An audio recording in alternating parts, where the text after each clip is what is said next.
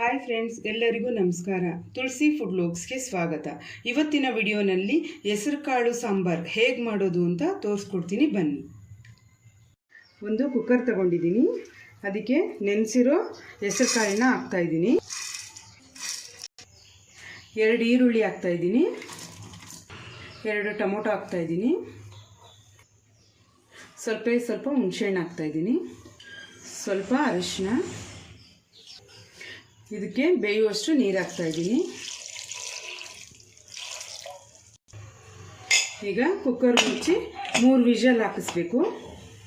ನೋಡಿ friends, cooker ಮುಚ್ಚಳ ತೆಗೆದಿದ್ದೀನಿ. ನೋಡಿ ಫ್ರೆಂಡ್ಸ್, ಕುದೀತಾ ಇದೆ.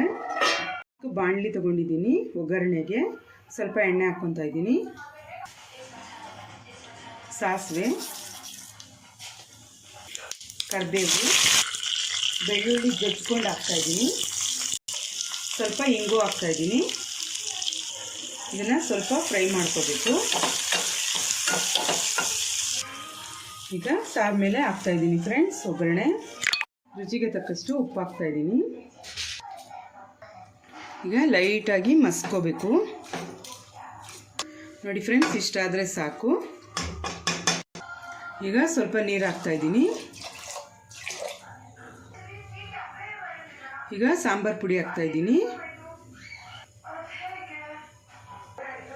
ಈಗ ಇದನ್ನೆಲ್ಲ ಚೆನ್ನಾಗಿ ಮಿಕ್ಸ್ ಮಾಡಿಬಿಟ್ಟು ಕುದಿಯೋದಕ್ಕೆ ಬಿಡಬೇಕು.